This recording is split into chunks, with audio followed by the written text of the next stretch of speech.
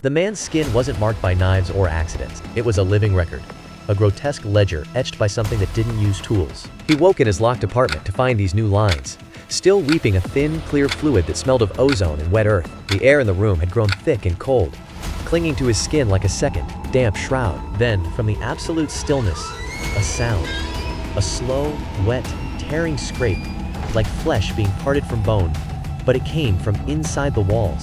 A primal dread, cold and absolute, locked his muscles. The marks on his skin weren't a map of where he'd been. They were a blueprint, and whatever drew them was now following its own work to the source. It was a menu, but not for food. For 47 days, trapped in an absolute stillness so profound he could hear the quiet decay of his own cells, this man consumed nothing. He sustained himself by feasting on the only sustenance left to him, his own memories. The air carried the sterile scent of antiseptic, and the faint, metallic hint of something deeper, something forgotten. A man, late 30s, gaunt and hollow-eyed, stares directly at the camera. He slowly runs a fingernail down one of the largest scars on his forearm. This is the story of David Miller, and the day his body became a prison, with only one way out. To grasp the terror that would unfold, you must first recall the man he was. David Miller was a builder, a man whose world was defined by solid things he could trust. He believed in the strength of his hands and the certainty of wood and stone. That faith in the tangible world was the bedrock of his life, and soon, the first thing to be shattered. David lived with his wife Emma in an Austin suburb,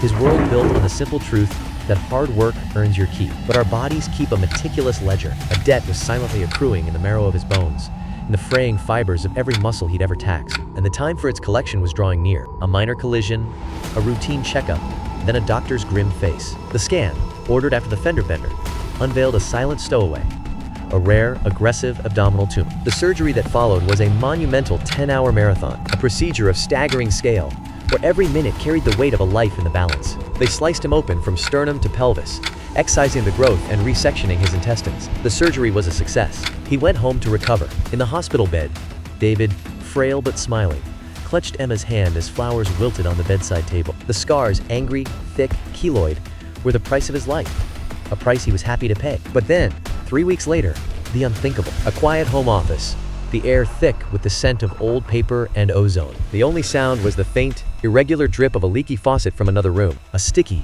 unnatural chill seeped into the space, clinging to the skin. The man's breath hitched, his fingers going numb where they rested on the wooden desk. Then, from the darkest corner of the room, a low, wet scratching began. The sound of something dragging itself across the floorboard. David is alone.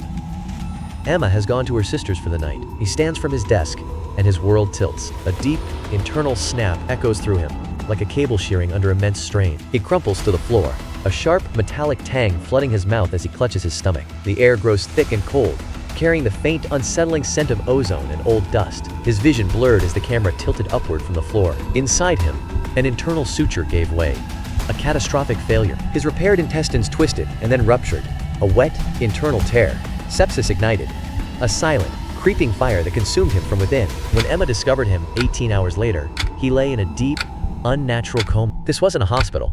The air carried a faint, chemical tang, like ozone and something metallic. The only sound was a persistent, rhythmic drip from a leaky pipe somewhere unseen. Every surface felt cold to the touch, and a deep, instinctual dread settled over the space. David didn't wake in a Texas hospital, but instead found himself transferred through insurance loopholes and specialist referrals to a private acute care facility in rural Ohio, designed for patients in persistent vegetative states. The air carried the sterile scent of ozone and a faint, underlying odor of decay that clung to the back of his throat. A low, mechanical hum vibrated through the cold metal frame of his bed, while from beyond the locked door came the soft, irregular sound of something dragging across the floor. A primal dread took hold as his fingers brushed the damp, sticky surface of the mattress beneath the thin sheet. His eyes were wide open, filled with raw terror and awareness, yet his body remained completely paralyzed.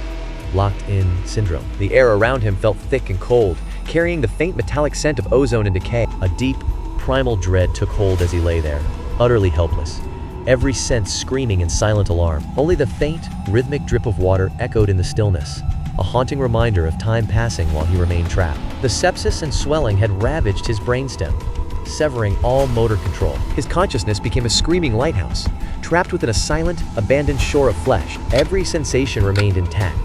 The sterile smell of antiseptic, the cold stickiness of sweat-soaked sheets, the distant beep of monitors. He could see, hear, and understand everything, a prisoner within his own unresponsive form. His body remained an unresponsive prison, every muscle frozen in place. The medical staff moved around him, their casual chatter about weekend plans a stark contrast to his silent, vegetative state. They saw only a vacant shell, a man they believed to be brain dead. A nurse swapped his IV bag with mechanical efficiency, the saline and nutrients dripping unseen into his veins. The antiseptic scent of the room was the only sensation that permeated his awareness. A doctor leaned in, the penlight's beam piercing the darkness behind his eyelids. The light found no response, no flicker of life, and the doctor's resigned sigh was the last sound before the heavy quiet reclaimed the room. Time solidified for David, measured in shift changes, slivers of window light, and the torment of bed sores he couldn't shift to escape. Then, the true horror began. The gentle beep beep beep of the monitor suddenly crackled with static. A sharp scent of ozone cut through the sterile air as the display warped into impossible geometries. The lights flickered violently,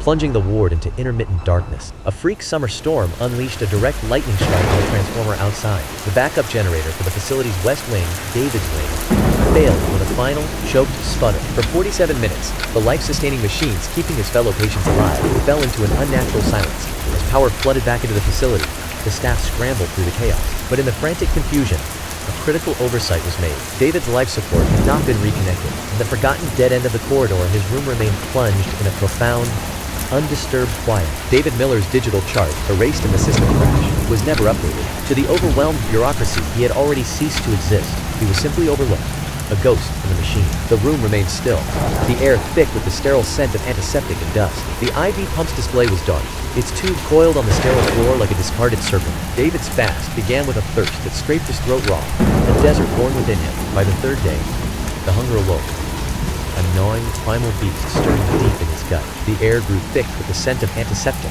and the slow, metallic drip of a distant leak. On the seventh day, the gnawing hunger finally subsided, replaced by a chilling, hollow lucidity. His own body had begun to devour itself from the inside out, and in that stark, internal silence, he became aware of a new sensation. His gaze drifted downward, settling on the thick, ropey scar that bisected his abdomen. An itch, not on his skin, under it. Deep within the scar tissue itself, a crawling, burning sensation gnawed at him, a slow fire beneath his skin. His mind, starved of external input, turned inward with terrifying focus. He became hyper-aware of every ridge and knot of collagen within his own flesh. He began to remember the precise cut of the scalpel, the clinical pull of the suture. Dark, surreal visuals swirled over David's motionless face as the scars pulsed like deep, alien roots. The surgeon's cold voice echoed from memory.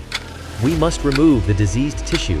Each word a surgical cut. The air grew thick with the metallic scent of ozone and old blood, a phantom taste of the procedure. His mind, unmoored, began to violently reframe his crumbling reality. The tumor was malignant tissue, excised and discarded. The scars were new tissue, built by his body to mend the damage. A desperate, feverish logic seized him. If his body could build this healing tissue, could it be made to unmake it? Could he force it to reabsorb its own creation? The room was a sepulchre, dust motes swirling like spectral ashes in a single, accusing sunbeam. David lay within it, a desiccated architecture of bone barely contained by parchment-thin skin. A low, wet rasp was the only sound, the desperate mechanics of his lungs fighting for air that held the scent of old copper and dust. His body was now a closed system, a self-consuming furnace where the only fuel left was what remained of himself. Day 23. The psychological torment became physical reality. Trapped within his paralyzed body, David performed his final act of will. He channeled every shred of consciousness toward the scars. The air thickened with the scent of ozone and old blood. But this was no mere sensation.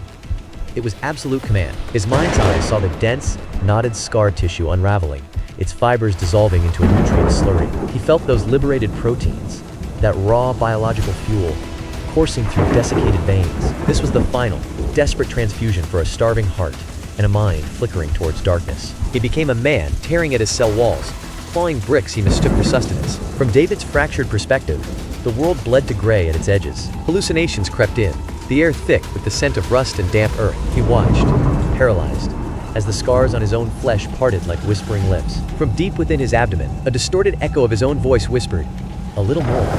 Just consume the stitch. Digest the memory of the cut." The air grew thick with the metallic scent of old blood and a strange, medicinal sweetness. His mind recoiled, but the voice was a physical pressure, a cold, sticky awareness blooming just beneath his skin. In that moment, the fragile line between memory, madness, and his own metabolism dissolved completely. Was his body truly breaking down the keloid tissue in a final, catastrophic act of self-cannibalism? Or was his dissolving mind constructing a last, terrible fantasy to explain the encroaching darkness. In the hospital's midnight stillness, new nurse Maya made her round. She entered David's room, her flashlight beam slicing through the oppressive dark. A wave of putrid air swept over his emaciated frame, making Nurse Maya gasp sharply. Her whisper was barely audible over the distant hum of machinery. The chart said he was on feeds. She rushed to his side, her fingers finding the faint fluttering pulse at his neck like a trapped bird. Her flashlight beam caught the network of scars crisscrossing his skin.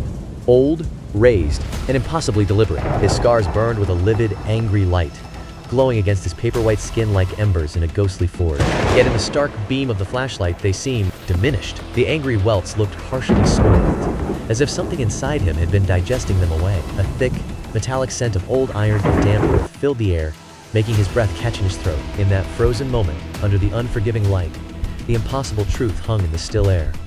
The very marks of his torment were the things that had kept him alive. His mind, warped by madness, had finally compelled his body to commit one last, unspeakable act of recycling. The very monuments of his survival were now to be repurposed as the fuel for its conclusion. Present day, David sits in a wheelchair by a window in a rehabilitation center, a place of sterile air and quiet. The air carries the faint, antiseptic scent of the facility, a stark contrast to the primal decay his mind had once conjured. David Miller was painfully thin, but alive. His fingers traced the raised scars beneath his shirt with deliberate slowness. Nurse Maya's discovery had saved him from a fate worse than death. The medical term was severe catabolism.